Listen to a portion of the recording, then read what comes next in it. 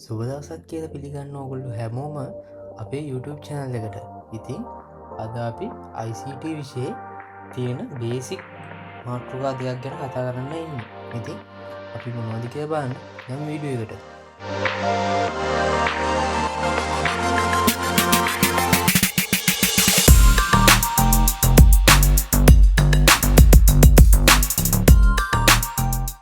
හරි එහෙනම් අද අපි කතා කරන්නේ දත්ත සහ තොරතුරු සම්බන්ධවයි.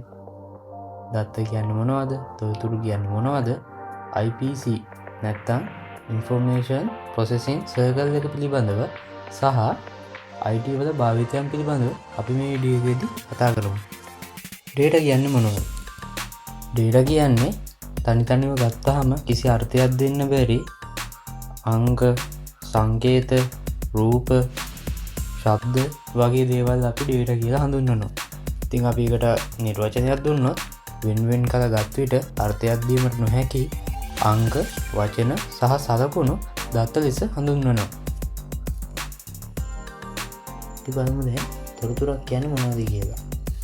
තොරතුරක් කියන්නේ අර්ථවත්, වැදගත් තීරණයක් ගන්න පුළුවන් ලෙස සකස් කරන ලද දත්තවල එකතුවක්. සරලව කිව්වොත් දත්ත සැකසුවට පස්සේ තමයි තොරතුරු නිෂ්පාදනය වෙන්නේ. අපි ඒකට නිර්වචනයක් බැලුවොත් තොරතුරු යනු සන්දර්භය සහ අර්ථය සහිතව සංවිධානය කරන ලද යමක් පිළිබඳ දැනුම හෝ කරුණු සපයන සැකසූ දත්ත වේ කියලා අපිට කියන්න පුළුවන්. උදාහරණයක් විදිහට මට ඔයාලට මෙන්න මේ පල්ලෙහාන් වැටෙන එක පෙන්වන්න පුළුවන්. මේකේ බලන්න ලකුණු තුනේ එකතුවෙන් එයාගේ සාමාන්‍ය අගය ගන්නවා. ඉතින් ඒක අපිට තොරතුරක් විදිහට ගන්න පුළුවන්. ඊට පස්සේ අපි බලමු ගුණාත්මක තොරතුරක ලක්ෂණ. පළවෙනි එක අදාළත්වය, දෙවෙනි එක සම්පූර්ණත්වය, තුන නිර්වද්‍යතාවය, හතර කාලෝචිතභාවය සහ අන්තිම එක පිළිවෙය අවම වීම. අදාළත්වය කියන්නේ අපි දැන් සාමාන්‍යයෙන් ජොබ් ඉන්ටර්විව් එකට ගියොත් එහෙම අපිට එහෙති ඉල්ලන්නේ ඉහළම සුදුසුකම. ඉතින් අපි ඒකට එක වසර දෙක වසර සර්ටිෆිකේට් අරන් ගිහින් වැඩක් නැහැ නේ. අන්න ඒක තමයි අදාළත්වය කියන්නේ.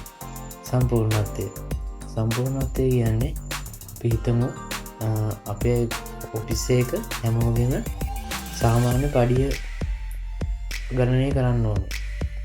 ඉතින් ඒකට එක්කෙනෙක් දෙන්නෙක්ගේ අරගෙන හරියන්නේ නැහැ. එතකොට අපි ඒකේ හැමෝගෙම ඒවා ගන්න ඕනේ හරියට විස්තරය. නිර්වද්‍යතාවය. ඒක ගත්තොත් නිර්වද්‍යතාවය කියන්නේ අපි හිතමු ડોක්ටර් කෙනෙක් බෙහෙත් දෙනවා කියලා. අපි එයාගේ ඒ එක රෝගියට දෙන බෙහෙත් තුන්ඩුව මාරුවම තව එක්කෙනෙක්ට එතකොට එයාට අයිති කර බලපෑමක් සිදු වෙන්න පුළුවන්. ඊට පස්සේ කාලෝචිතභාවය. කාලෝචිතභාවයට උදාහරණයක් විදිහට කියන්නේ අපි හිතමු ATM එකකින් සල්ලි ගත්තා කියලා. ඉතින් ATM එකෙන් සල්ලි ගත්ත වෙලාවේ ඒ තොරතුරු එවෙලෙම අප්ඩේට් නොවුනොත්, ඒ කියන්නේ අපි හිතමු ඒකේ ශේෂය රුපියල් 5000ක් තිබ්බා. ඒකෙන් 2000ක් ගත්තා. ඒක අපේ 5000 වෙනස් වෙලා නැහැ. ඉතින් අපිට ඒක වෙනස් වෙනකන් ඇති වෙනකන් සල්ලි ගන්න පුළුවන්. පිරිවැය අවම වීම කියන්නේ අපි දැන් තොරතුරු පද්ධතියකට වියදම් කරන ගාන ඒක වැඩි වෙන්න බෑ අපි ඒකෙන් කරගන්න වැඩවලට වඩා. අපි ඒකින් මොකක්ද ප්‍රයෝජනයක් ගන්නවා නම් ඒ ප්‍රයෝජනට වඩා වැඩි වියදමක් යන්න බෑ. අන්නේම තමයි මේ ගුණාත්මක තොරතුරු වල ලක්ෂණ විදියට අපිට හඳුන්වන්න පුළුවන්. අපි දැන් බලමු තොරතුරු සැකසුම් චක්‍රය කියන්නේ මොකක්ද කියලා. අපි ඒකට ඉංග්‍රීසියෙන් කියනවා Information Processing Circle IPC. Information Processing Circle එකෙන් වෙන්නේ දත්ත එකතු කරලා ඒවා සකසලා තොරතුරක් ලෙස භාවිතා කරලා අවසානයේ ගබ්ඩා කරන ක්‍රියාවලිය. ඉතින් මේකෙදි කොටස් හතරක් සිද්ධ වෙනවා. එකක් ආදානය, අනික සැකසීම, අනික ප්‍රතිදානය සහ අන්තිම එක ගබඩා කරන එක. ඉතින් ආදානයේදී කරන්නේ අපි මවුස් එකකින් කීබෝඩ් එකකින් වගේ මේකට අවශ්‍ය දත්ත ලබා දෙනවා. ඊට පස්සේ ප්‍රොසෙසින් එකේදී අපි ඉන්පුට් කරපු දත්ත ගණනය කරලා සමාලෝචනය කරලා වර්ගීකරණය කරලා වගේ ක්‍රියාමාර්ග වලින් සකසනවා. ඊට පස්සේ ප්‍රතිදානය කරනවා.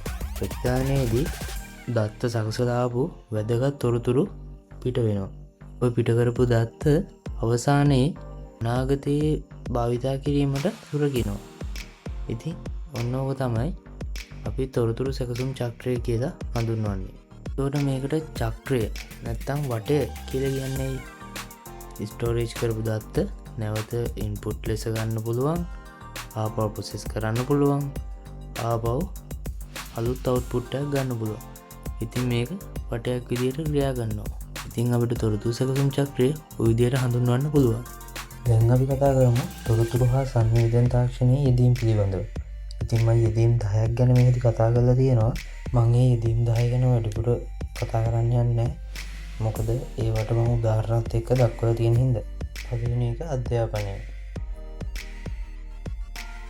දෙවෙනි එක ව්‍යාපාර ශාස්ත්‍රය. තුන්වෙනි එක සෞඛ්‍ය. හතරවෙනි එක සංවේදනය. පස්වෙනි එක රජය. හයවෙනි එක බැංකු ශාස්ත්‍රය. හත්වෙනි එක විනෝදය. අටවෙනි එක ප්‍රවාහනය. නවවෙනි එක කර්මාන්තය. දහවෙනි එක කෘෂි කර්මාන්තය. ඉතින් මේ විදිහට තමයි IT වල භාවිතයන් පිළිබඳව අපි කතා කරලා අවසන් වෙන්නේ. මට ඔයාලට කියන්න තියෙන්නේ ICT කියන්නේ අපේ දිනචර්යාව පසු කරලා වේගවත් කරලා නිවැරදි තීරණ ගන්න උදව් කරන අත්‍යවශ්‍ය තාක්ෂණයක්. ඉතින් මේ ලෙසන් එක ඔයාලට වැදගත් වුණා නම් EduX Sub channel එක subscribe කරන්න, වීඩියෝ එක අනිත් අයටත් බලන්න share කරන්න. අපි නැවතත් ICT පාඩමකින් හමු වෙනතුරු ඔයාලට සුබ දවසක්.